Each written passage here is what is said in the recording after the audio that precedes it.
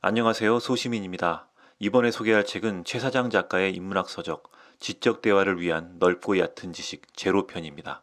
줄여서 지대널리앗 제로라고 부르겠습니다. 이 책은 목차가 특이합니다. 우주의 탄생부터 인류, 배다, 도가, 불교, 철학, 기독교에 이르기까지 광범위한 영역을 다뤘습니다. 저는 디테일한 부분을 잘라내고 큰 얼개만 다루도록 하겠습니다.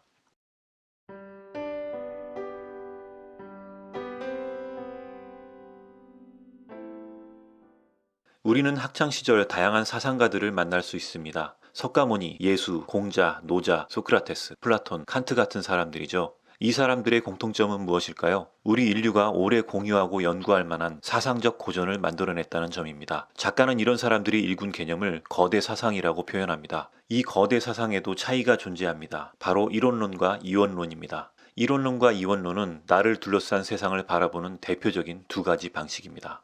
나와 세상을 같은 선상에서 보는 관점을 이론론이라고 합니다. 반대로 나와 세상을 분리해서 바라보는 개념이 이원론입니다. 우선 이론론을 자세히 살펴보겠습니다. 이론론은 나와 세상을 동일한 선상에서 보는 관점이라고 말씀드렸는데요. 한자로는 범아이료라고 합니다. 세상과 내가 하나라는 뜻이죠. 이론론을 쉽게 이해하려면 나라는 단어를 나의 의식으로 바꿔 생각해보면 됩니다. 진정한 나란 무엇일까요? 우리와 연결된 가족 혹은 직장, 우리가 입고 있는 옷을 진정한 나라고 볼 수는 없을 것입니다. 그렇다면 우리의 신체는 어떨까요? 신체는 우리 의식을 담고 있기는 하지만 이건 역시 진정한 나라고 보기는 어려울 것입니다. 그렇다면 진정한 나는 나의 의식 정도가 가장 적당한 개념일 것입니다. 나를 둘러싼 세상은 또 어떨까요? 나라는 의식이 세상을 인식하지 않는다면 이 세상은 나에게는 존재하지 않는 것이나 다름없습니다.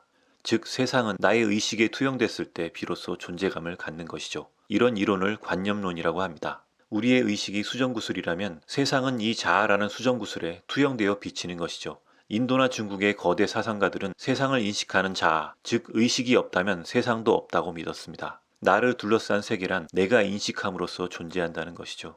인간의 인식 역시 그렇다는 것입니다.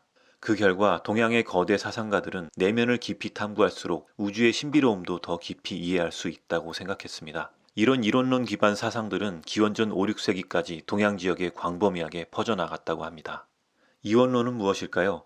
아주 쉽게 말하자면 나와 세상을 철저히 분리해서 바라보는 시각입니다. 이 책에서는 이원론이 본격적으로 발전한 시기를 플라톤 이후로 보고 있습니다. 플라톤은 국가론이라는 글에서 현실과 이상세계의 차이를 동굴에 비유합니다. 동굴에 갇혀있는 죄수들이 동굴 벽에 비친 그림자만을 보고 이 그림자를 진짜라고 믿는다는 것이죠. 그림자는 진실이 만들어내는 변화무쌍한 허상입니다. 이상적인 실체, 즉 이데아는 따로 있다는 것이죠. 이렇게 현실 세계와 이데아 세계를 분리해서 바라보는 관점이 이원론적인 사고를 발전시키는 발판이 됩니다. 이원론은 인간이 세상을 이해하는 가장 좋은 수단이 되었습니다. 예를 들어볼까요? 영혼과 육체, 이성과 감성, 남자와 여자, 주인과 노예, 동양과 서양, 천국과 지옥. 대다수 일반인들도 이론론보다는 이원론에 입각해서 살고 있는 것이 현실이죠. 이런 이원론적 사고는 굉장히 편리하고 효율적입니다. 인간과 자연을 예로 들면 이성적인 인간은 자연을 정복해야 할 야만적인 대상으로 봅니다. 동양과 서양은 어떨까요? 산업이 먼저 발달했던 서구 사회는 동양을 계몽과 지배의 대상으로 바라보는 시각이 일반적이었다고 합니다. 이원론적 관점에서 보자면 인간에게 자연이란 동일한 존재가 아니고 야만적이고 정복해야 할 환경이죠. 과거의 남자의 입장에서 여성은 부수적인 존재였을 뿐입니다. 이론론과 이원론의 근본적인 차이는 주체가 세상을 바라보는 관점입니다.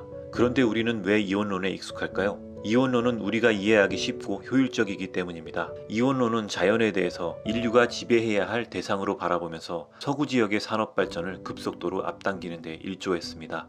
실리적으로 보였던 이원론은 서양의 산업이 발전하면서 급속히 퍼져나갔고 급기야 동양 지역까지 퍼지면서 사실상 보편적인 세계관이 되었습니다.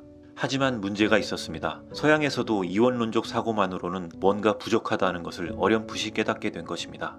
이원론적 사고는 발전을 가져왔지만 이런 사상은 자연을 파괴하고 특정 계층에 대한 억압을 정당화시키는 경향이 있었습니다. 이때 철학자 임마누엘 칸트가 등장합니다. 칸트는 순수 이성 비판, 실천 이성 비판, 판단력 비판 등의 저서로 잘 알려져 있는데요. 기존 서양 철학에서 집착했던 이원론적 관점을 관념론적 관점으로 뒤집는 방식을 제시합니다. 우리 앞에 사과가 있다고 가정해 봅시다. 그걸 인식하는 과정은 어떨까요? 먼저 사과가 존재하고 그 사과 이미지가 망막을 거쳐 뇌에 도달합니다.